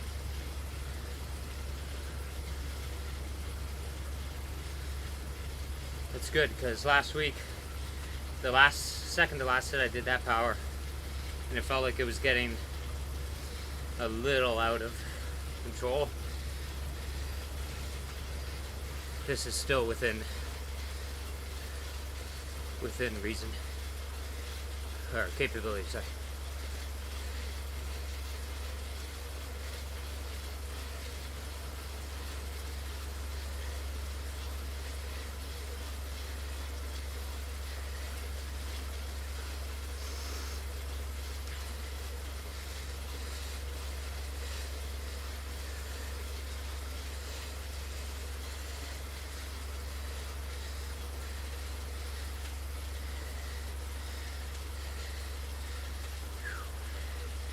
This looks sick, man. I can't believe it's working. It's so cool. I'm very happy. As I said, it's so much better than the laundry behind me.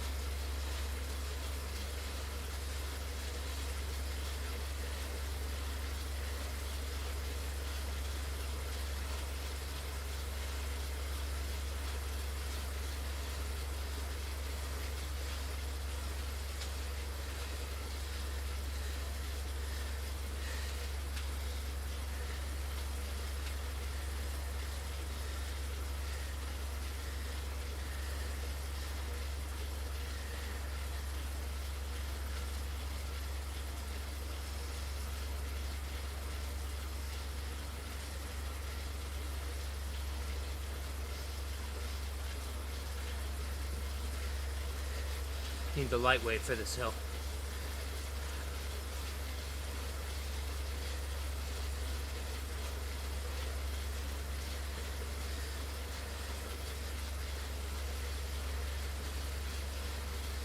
That made the difference right there.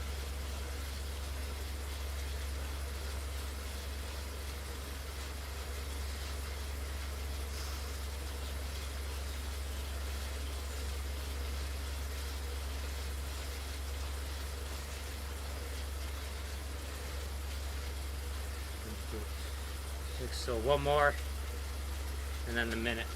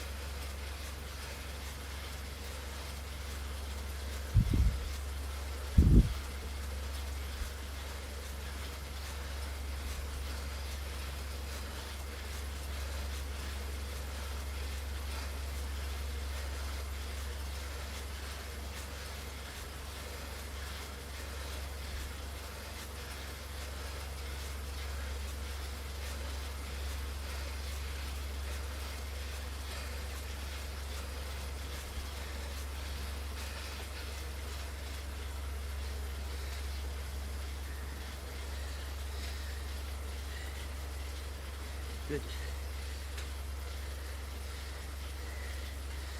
Alright. Now we lock it down by about 15 watts and do 30 15s. First time 2026. First time post-surgery.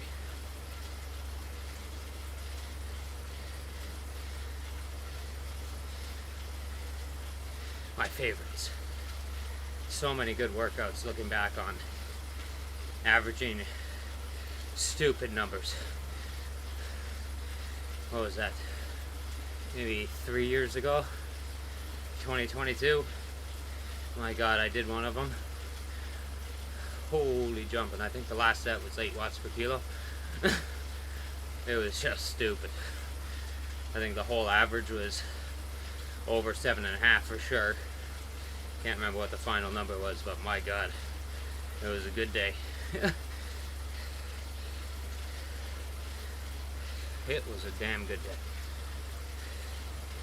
But yeah, I remember, like, I was like, okay, first set, I think it was like 450s, and then it was like, okay, let's back it down to 7s, like, so 420, and then it was like, okay, last set, 8. Holy, good times.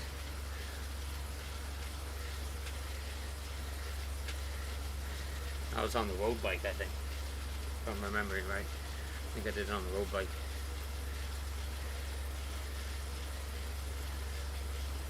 Yeah, I think so. I live streamed it so I could check.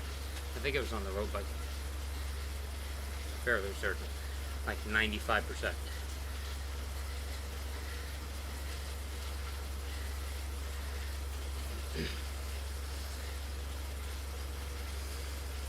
It's funny, I remember the effort and like the feeling more than like the quantitative quality, like the features. Like, I remember the feeling a lot more of that workout. I remember Free Tibet came on in the last set. Like, I remember things like that. UFO came on to finish. Like, Talking to UFOs by Vegas. Or Vinny Vici, sorry. Is it Vegas or Vinny Vici? Talking to UFOs.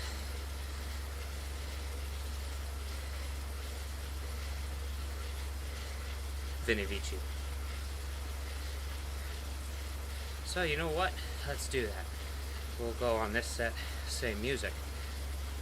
We'll go Free Tibet to start, and we'll go that one to finish. That's a good idea. Put me in 2022.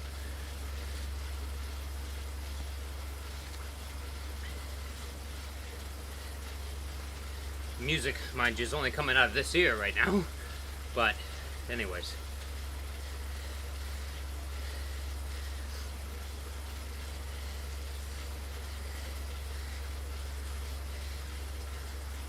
Be about 150 watts less, too. But when you say it like that, I don't even know why I'm on here. No. So, process. Getting back. You take wins. This is a big win of a week. It's gonna be a 30-hour bike week, man. A big week. Doing any workouts is good. And there's been a lot. There've been a lot of good ones this week. A lot of heat sessions, good workouts. Had fun every single time. No workout has felt like, oh my god, I gotta get back on the bike. Even that one, like the Thursday when I biked 3 times, it was like, oh boy, I was actually excited to get back on for the second and third rides. I didn't want to get off after the first one. I wanted to just keep going. I remember, it's like it was a year ago, it was 2 days ago. But I wanted to add reps. Oh, that's, yeah, sure. Okay.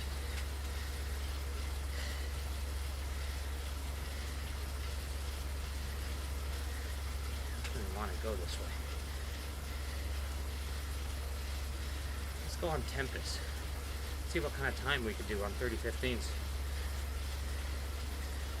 Not gonna be that quick, but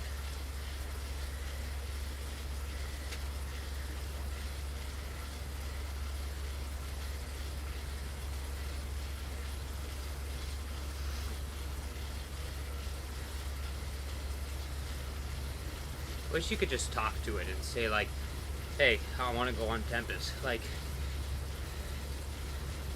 and circle that route, so that every time you come to the end of the lap, it's not being like, hey, you want to go downtown? It's like, no. Automatically just, I want to go on Tempest now. So like, change the route.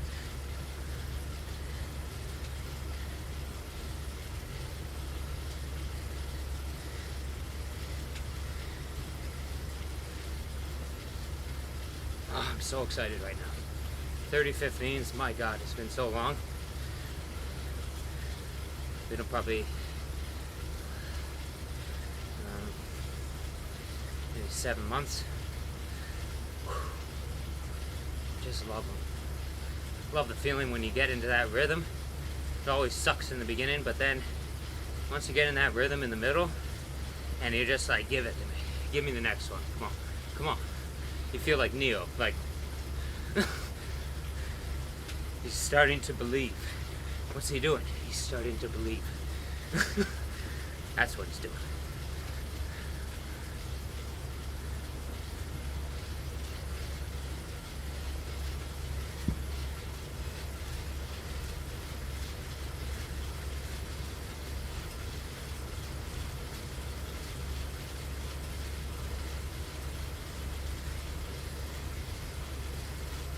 Be interested to see what the heart rate gets to.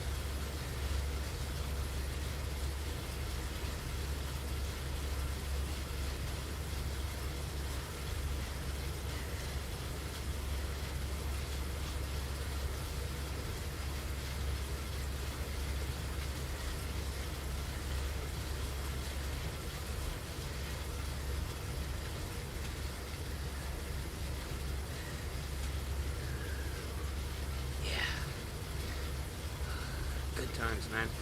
I love this. Give me no. Let's go.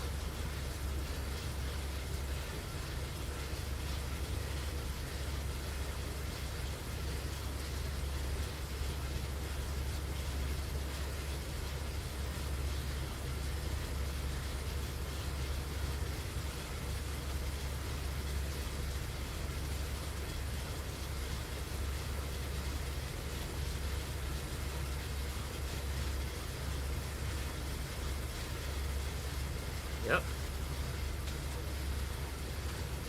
Another one.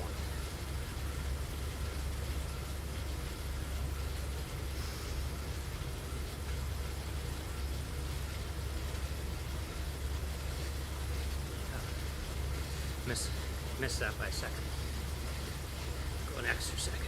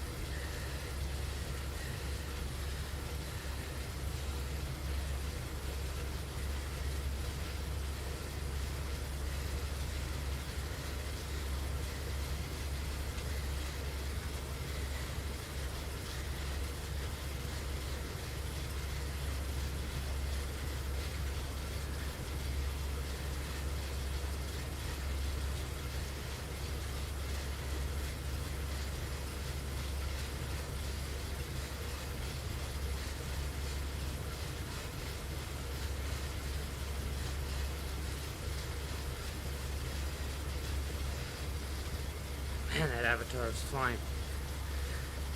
That was from one of the group rides. Guys, Greg pushed it on the front for a while in that one.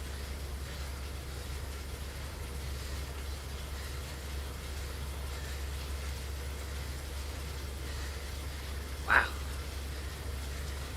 2 watts per kg less than me.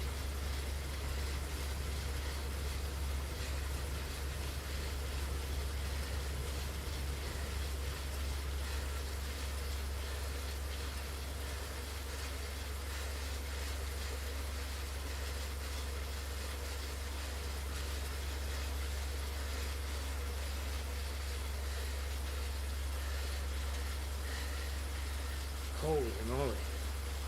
That's incredible.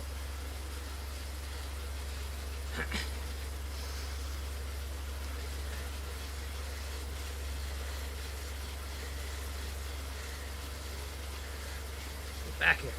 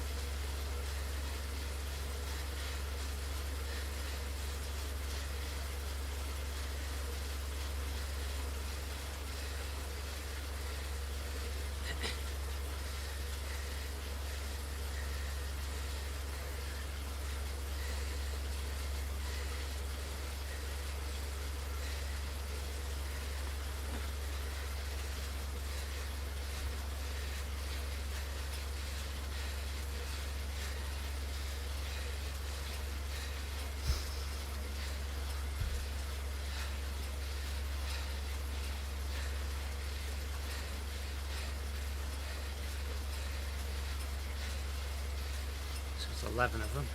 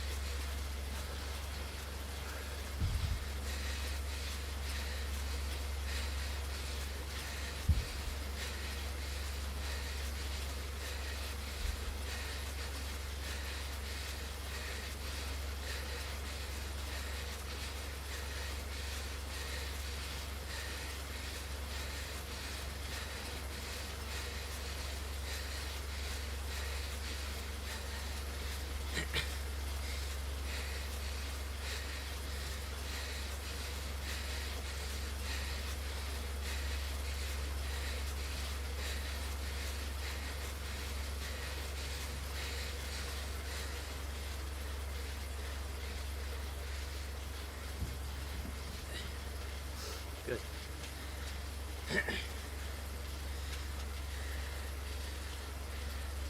Lost a little bit there. Right at the end. But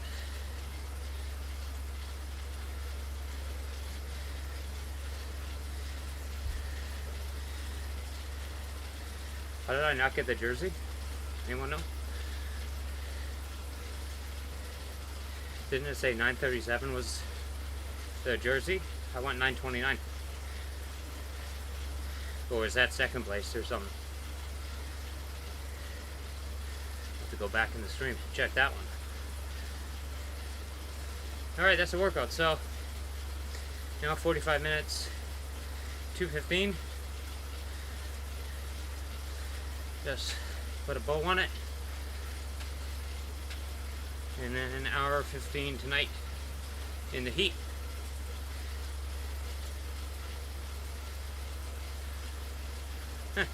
Highest 5-minute power since coming back. Good. I think. 294.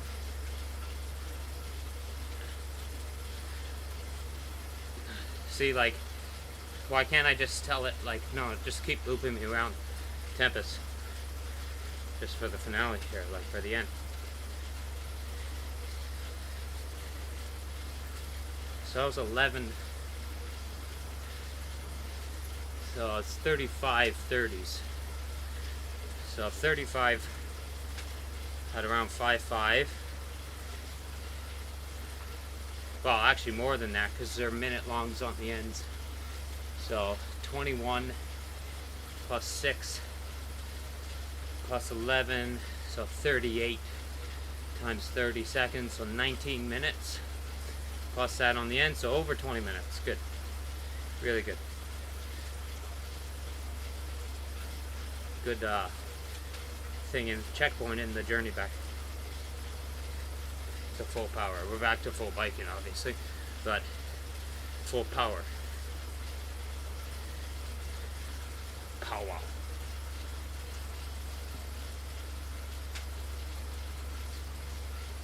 Feel the power.